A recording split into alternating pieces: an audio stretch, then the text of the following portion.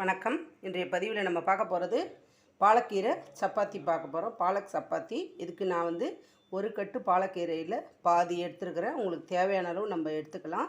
இப்போ இதை நல்லா ரெண்டாக கட் பண்ணி தண்ணி இது மாதிரி சூடு பண்ணி வச்சுருக்கேன். இப்போ இதில் போட்டு ஜஸ்ட்டு லைட்டாக அந்த பசுமை நிறம் மாறாமல் வேக வச்சு எடுத்துக்கலாம். ஒரு கொதி வந்தோடனே நம்ம ஆஃப் பண்ணிடலாம். இப்போ இதை நம்ம கட் பண்ணிக்கலாம். இவ்வளோ பெருசாக போடாமல் சின்னதாக கட் பண்ணி இதை வந்து நம்ம எடுத்து பாத்திரத்தில் சேர்த்துக்கலாம். வேக வச்சுக்கலாம். கொஞ்சமாக தண்டும் போடலாம். அந்த மொனை தண்டு மட்டும் நீங்கள் கொஞ்சம் முத்தலாக இருந்தால் மட்டும் எடுத்துருங்க. மற்றபடி தழை எல்லாமே போட்டு கொஞ்சம் வேக விட்டுக்கலாம். நம்ம அரைக்க தான் போகிறோம். இப்போ இது நல்லா பசுமை நிறம் மாறாமல் வேகட்டும். பாருங்கள், நம்மளுக்கு கொஞ்சமாக கீரை சுருங்கி இருக்குது. இந்த பதம் போதும். இப்போ அடுப்பை ஆஃப் பண்ணிவிட்டு இப்போ இந்த கீரையை மாத்திரம் எடுத்து ஆற வச்சு எடுத்துக்கலாம். இப்போ இதுக்கு நான் ஒரு பச்சை மிளகா, ஒரு சின்ன துண்டு இஞ்சி, ஒரே பல்லு பூண்டு வச்சுருக்கேன். இதையும் சேர்த்து நம்ம இந்த கீரை கூட சேர்த்து அரைக்க போகிறோம். இப்போது இந்த இஞ்சி, பச்சை மிளகா, பூண்டு அதோட கூட இந்த கீரை நம்மளோட வேக வச்ச இந்த கீரை பாலக்கீரையை எடுத்து போட்டுக்கலாம். கொஞ்சம் நல்லா ஆறின பிறகு இதை கொஞ்சம் நைஸாக அரைச்சிக்கலாம்.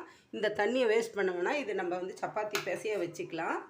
இப்போது நான் இந்த கப்பில் 2 கப் அளவுக்கு கோதுமை மாவு எடுத்துருக்கிறேன். இந்த அளவுக்கு அந்த பாதி கத்தை கீரை போதும். உங்களுக்கு கீரை திட்டமாக சேர்த்துக்கோங்க. நீங்கள் இதில் கொஞ்சமாக உப்பு சேர்த்துக்கலாம். உப்பு நல்லா எல்லா பக்கமும் பரவுற மாதிரி நம்ம கலந்து விட்டுக்கலாம். பாருங்கள், இந்த கீரை, இஞ்சி, பூண்டு, பச்சை மிளகாவை நான் அரைச்சிக்கிட்டேன். இந்த விழுதை இதில் சேர்த்துக்கலாம். சேர்த்துக்கிட்டு நம்ம இந்த கீரை வெந்த தண்ணியை கொஞ்சமாக சேர்த்து நல்லா மிக்சியை அலசி இதோட சேர்த்துக்கலாம். மிக்சியை கழுவி அந்த தண்ணியை சேர்த்துக்கிட்டேன். இந்த கீரை வெந்த தண்ணியை கொஞ்சம் கொஞ்சமாக இதில் சேர்த்து நம்ம பிசைஞ்சிக்கலாம். தண்ணி சூடாக இருக்குது, அதனால் நான் வந்து கொஞ்சம் கரண்டியால் கலந்து விட்டுக்கிறேன். அதுக்கப்புறம் நம்ம ஒரு ஸ்பூன் ஆயில் இதில் விட்டுக்கலாம். இப்போ நல்லா சாஃப்டாக இருக்கும் நம்மளுக்கு சப்பாத்தி. பாலக் சப்பாத்தி கண்டிப்பாக இது மாதிரி செய்து பாருங்கள். பிகினர்ஸ் ஈஸியாக செஞ்சுக்கலாம். கர்ப்பிணி பெண்கள் எல்லாம் இந்த பாலக்கீரையில் ரொம்ப நிறையவே சத்து இருக்குது. நல்ல ப்ரோட்டீன்ஸு, நிறைய விட்டமின் அந்த மாதிரி எல்லாமே இருக்குது. பாலக்கில் வந்து நல்ல அயன் கண்டென்ட் இருக்குது. அந்த மாதிரி நிறையா இருக்குது. இந்த கீரை பற்றி சொல்லவே வேணாம். இது வந்து இந்த வெயில் நேரத்துக்கு ஈஸியாக கிடைக்கிது. நிறைய எடுத்துக்கலாம். இதில் நிறைய டிஷ்ஷஸ் போடுறேன். அடுத்தடுத்த வீடியோவில் நான் போட இருக்கிறேன். எல்லோரும் மறக்காமல் நம்ம சேனலை சப்ஸ்கிரைப் பண்ணி வச்சுக்கோங்க. அப்போ தான் நான் போடுற வீடியோலாம் உங்களுக்கு உடனுக்குடனே வரும். வீடியோவை ஸ்கிப் பண்ணாமல் பாருங்கள்.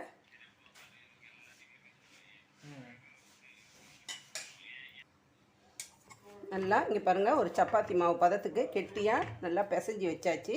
நம்ம பாலக் சப்பாத்தி மாவு ரெடி பண்ணியாச்சு. இது ஒரு 5 நிமிஷம் ஊறட்டும். அப்புறமா நம்ம உருண்டைகளாக திரட்டிக்கலாம். இப்போது ஒரு 5 நிமிஷம் ஊற வச்சுட்டேன். இப்போ நம்மளுக்கு இதில் தேவையான அளவுக்கு மாவு எடுத்து நம்ம உருண்டைகளாக உருட்டி எடுத்துக்கலாம். எந்த சைஸ் வேணுமோ, சப்பாத்திக்கு கொஞ்சம் பெருசாக இருந்தால் நல்லாயிருக்கும். அதனால் நான் வந்து உருண்டைகள் இந்த சைஸுக்கு போடுறேன். இந்த 2 உருண்டைகள் தேவையான அளவுக்கு நம்ம எடுத்து உருண்டை எடுத்துக்கலாம். இதை நம்ம வந்து மேல் மாவு தொட்டு சப்பாத்தியாக இட்டுக்கலாம். இதே மாதிரி எல்லா மாவையும் நம்ம உருண்டையாக உருட்டிக்கலாம். பாருங்கள், இது மாதிரி நான் எல்லா மாவும் உருட்டி எடுத்துக்கிட்டேன். இதை நல்லா மேல் மாவு தொட்டு சப்பாத்தி மாதிரி நம்ம இட்டுக்கலாம். ஒரு உருண்டை எடுத்துக்கலாம். நம்ம மேல் மாவு கொஞ்சம் தொட்டுக்கலாம்.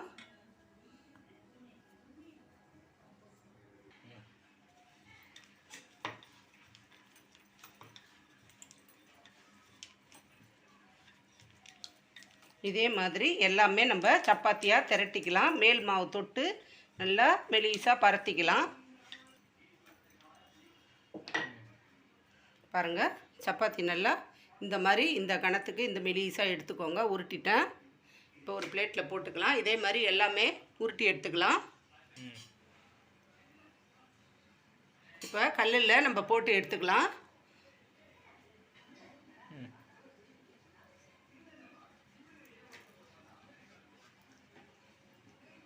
ஒரு 2 நிமிஷம் ஆனவுடனே திருப்பி விட்டு எடுத்துக்கலாம். பாலக் சப்பாத்தி ரொம்ப சிம்பிளாக ஈஸியாக செஞ்சிடலாம். இதுக்கு சைட் டிஷ் நான் வந்து பன்னீர் ரெசிபி செஞ்சுருக்கேன். அது வந்து நிறைய வீடியோஸ் நான் போட்டிருக்கிறேன். பாருங்கள். பார்க்காதவங்க ப்ளேலிஸ்ட்டில் போய்ட்டு நம்ம சேனலில் செக் பண்ணி பாருங்கள். அதில் என்னென்ன டிஷ்ஷு போட்டிருக்கிறேன்னு. பார்க்கலனாலும் நான் வந்து இதுக்கு கீழே வீடியோ கீழே லிங்க் கொடுக்குறேன். இப்போது இதை நம்ம திருப்பி விட்டுக்கலாம்.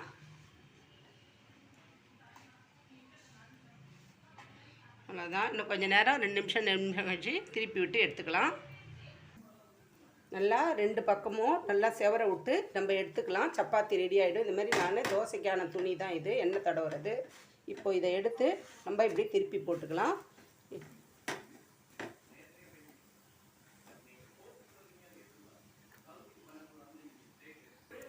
பாருங்கள், சப்பாத்தி நல்லா 2 புறமும் திருப்பி விட்டு நல்லா செவர விட்டு எடுத்துட்டேன். இப்போ இதை எடுத்து ஒரு பிளேட்டுக்கு மாற்றிக்கலாம். இதே போல் வேறு ஒரு சப்பாத்தி எல்லாமே இதேமாரியே சுட்டு எடுத்து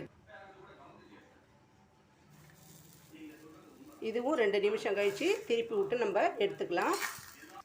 இந்த சப்பாத்தி பாலக் சப்பாத்தி ரெசிபி உங்களுக்கு பிடிச்சிருந்துச்சுன்னா நம்ம சேனலுக்கு சப்போர்ட் பண்ணுங்கள், லைக் பண்ணுங்கள், ஃப்ரெண்ட்ஸுக்கெலாம் ஷேர் பண்ணி விடுங்க. கமெண்ட்ஸில் உங்களோட எங்களோட வீடியோவோட நிறை குறை எது இருந்தாலும் போடலாம். நீங்கள் கமெண்ட்ஸில் ஷேர் பண்ணுங்கள்.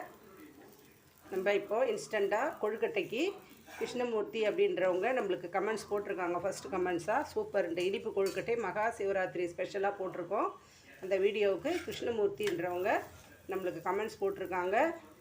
ரொம்ப ரொம்ப நன்றி அவங்களுக்கு. இதே மாதிரி தொடர்ந்து எல்லா வீடியோஸும் பாருங்கள், பார்த்துட்டு சப்போர்ட் பண்ணுங்கள். இந்த பதிவு பிடிச்சிருந்துச்சுன்னா லைக் பண்ணுங்கள், ஷேர் பண்ணுங்கள். கதம்பம் 2.0 சப்ஸ்கிரைப் பண்ணுங்கள். பக்கத்தில் இருக்க பெல் ஐக்கான் அழுத்துங்க. வாழ்க வளமுடன், நாளும் நலமுடன்.